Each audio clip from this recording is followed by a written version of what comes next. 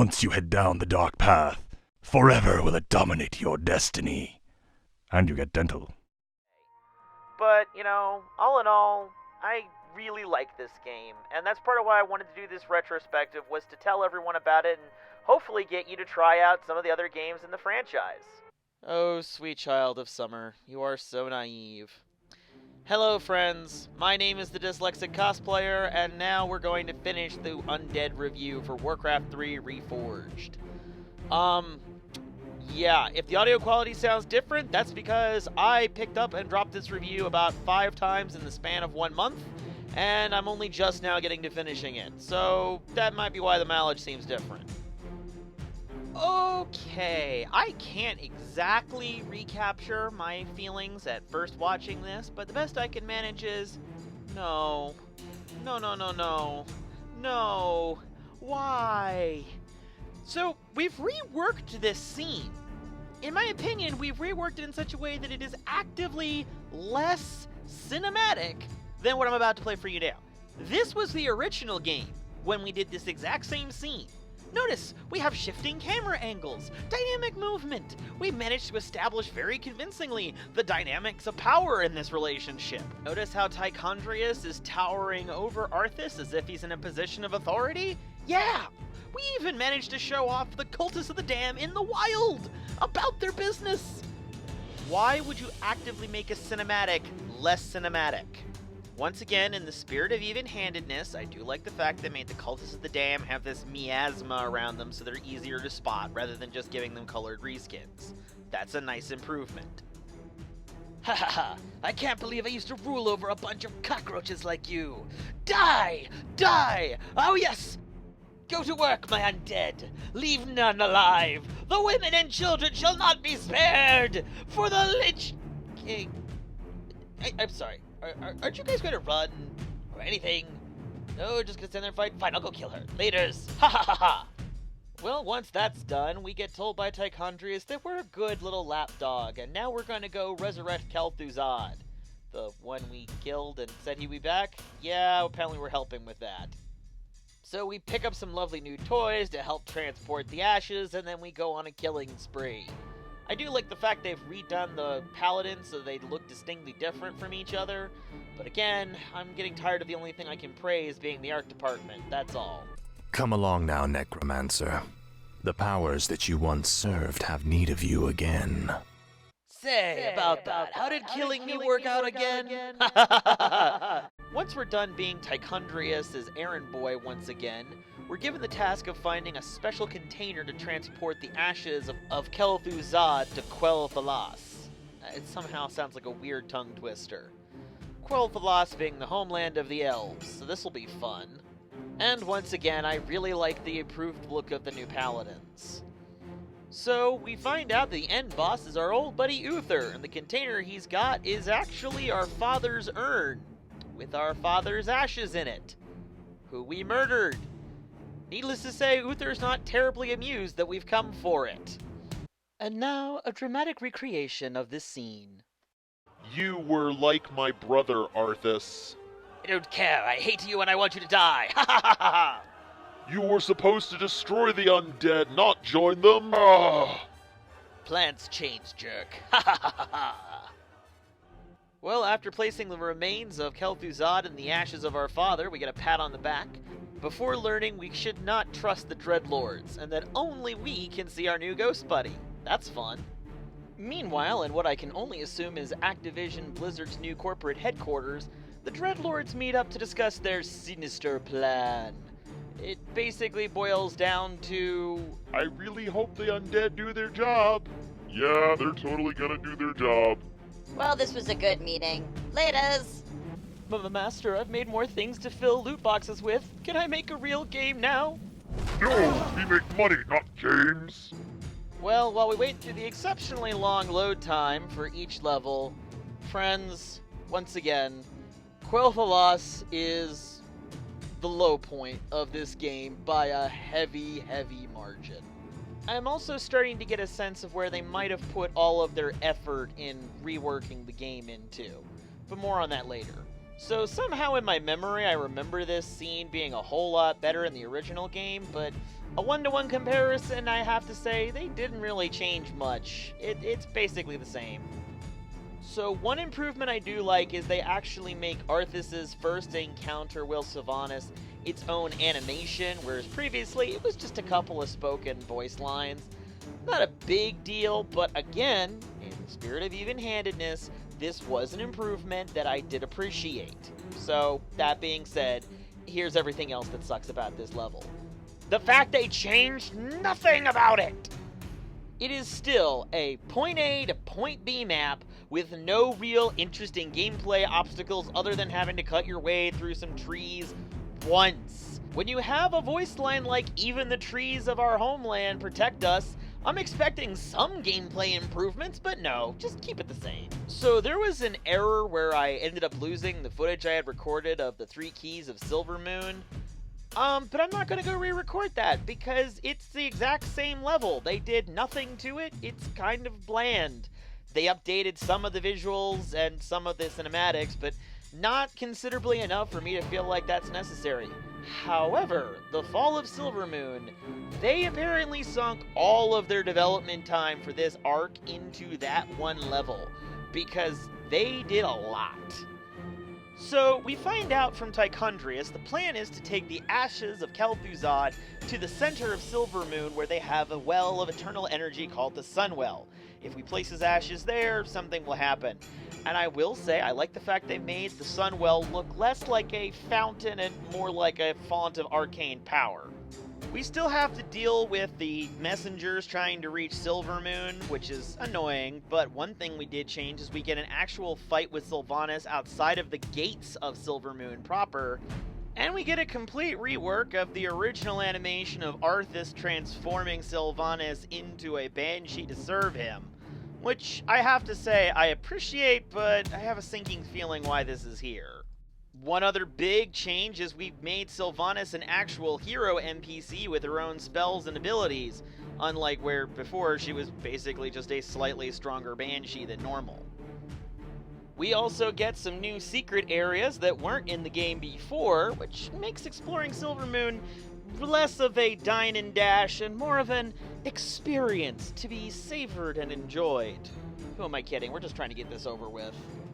As we explore the city, we get a fight with 2 named NPCs. I'm sure these are people that were added in for the WoW crowd. I recognize Sunstrider as a name. I think he's like the king of Silvermoon? Question mark? As we continue on, we run into a bit of a problem as there's no bridge to the other side of the map. And then this.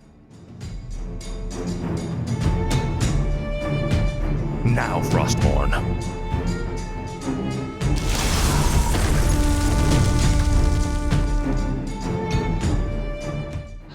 Now, okay, that is objectively pretty awesome. And kind of addresses my common complaint. I don't want to sound like I'm always complaining about this game, but when we were promised a complete reworking, that's what we were expecting, and that's what they gave us at least once or twice. I just wish they had given us more of that, rather than just saving it for only a few random occasions. This game could have really been a complete reworking, and they just dropped the ball, I'm sorry. Well, Arthas gives us his whole Wrath and Ruin speech, and then Kel'Thuzad comes back as a Lich, and he promises to give us some answers finally. Which we get in the next cinematic. It turns out the Lich King, who we have barely heard about up until this point, was originally created by another force called the Legion, who seeks to invade Azeroth and sweep it clean of all life. So, the Legion created the Lich King, who created the Undead Scourge, as part of a plan to weaken the defenses and make it easier for them to show up. Okay, so 2 major big bads that are only just now being introduced for the price of 1. Fun! Because yes, having your villain appear out of nowhere with no major build-up is so intimidating, but there I go trying to make things better. So I do appreciate how this level has a decent callback in it. You remember those orcs that we were killing in the human campaign? The ones that were sacrificing people to resurrect their demon gods? Well, it just so happens they have the only direct line of communication to the Legion, so we have to get there so that Kel'Thuzad can get his marching orders from Archimonde, leader of the Legion. So, long story short, we fight our way through a bunch of orcs and get ourselves to the gate. So, you know how to make this thing work, right? Ha ha ha! Of course I do. I read the evil villain manual. Alright, just trying to connect. Yeah, this might take a little bit. Hey, did I ever tell you about that time I took up acting in college? Sure, tell me about learning necromancy at Bone University. And it was my first undead resurrection, so I didn't know what I was doing, so I just got out the raccoon and... Well, with that little snafu in my career, I went to work at Uncle Lothar's and... I can't take it anymore! Shut up! Or connect! I don't care which! I don't know if I can die twice, but I'm willing to find out! Connect, damn you! Oh, thank you. The sweet embrace of death has been put off a little while longer. So Archimon, the guy that Tichondrius works for, has informed us that we have to go to the city of Dalaran, home of the Kirin Tor, you know, the wizards we were talking about before, and steal back a magic spell book from them that allows them to create gateways to enter into our world. And here, again, I don't understand what your methodology was, Blizzard. You reworked this map to make it so much more interesting, gave us some interesting puzzles, and even gave us some fun monsters to run around the city with. The final fight against the Archmage of the Kirin Tor involves him summoning in waves of stronger and stronger monsters, because magic! And yet, everywhere else seems to be no effort put in, no attempt to make the game better, and in plenty of places they've made the game actively worse.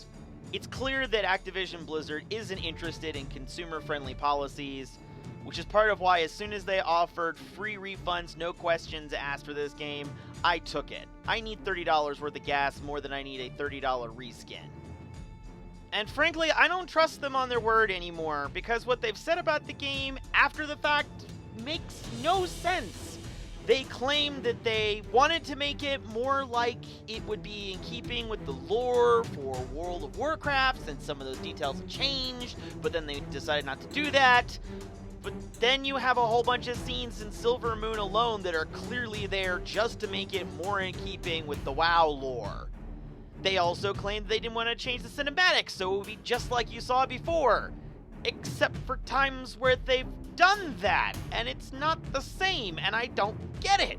The only thing I can figure is they thought that StarCraft 2 Remastered was such a success they would make big promises again. It didn't get the pre-sale numbers they wanted, so they just decided to keep it as cheap as possible. That's the only way I can justify these completely different artistic styles that they seem to be implementing. You know, at the E3, where Blizzard originally debuted StarCraft, everybody just called it Purple Warcraft because it looked exactly the same. And that's what this feels like. It's a better version of an already existing game, but where all the material has just been recycled and reused and no attempt has been made to improve on anything, despite promises that this would be the next big thing. I had originally intended to do a complete Let's Look At of the Reforged versions of Reign of Chaos and Frozen Throne, but I've already done Let's Look At videos for those games, and nothing really has changed here. It wouldn't really be worth anyone's time for me to try and squeeze out more content for less quality. If Blizzard actually gives us the Reforged version of the game that we were promised, improved UI, better graphics, better cinematics, dynamically improved levels, sure, I will totally pick that up. But until that happens, I have better projects that I would really rather spend my time and energy talking to you about. And I appreciate you for sticking with me through this and listening to me ramble. And I really hope that you'll be as critical with me as everybody's been with Blizzard, because otherwise my work's never going to get any better. And I can see what happens when the mighty Titan thinks that he is perfect when he really has no idea what he's doing. Alright, friends, that concludes our review. I'll see you in the next one. Later. Oi, friends! It's your buddy Thrall here! I know a good thing when I see it, being a Farseer and all, and if you're enjoying the content you're watching here, check out some of the other stuff made by Dyslexic Cosplayer. He does tutorial videos, he's also done classic sci-fi reviews, whatever those are, as well as other video games. He even makes his own movies! By the spirits, that's a lot of dedication. If you're interested in supporting him, check out his Facebook or Patreon page. Links are likely to be found somewhere in the runes down below. Alright, until next time, it's your friendly neighborhood thrall here.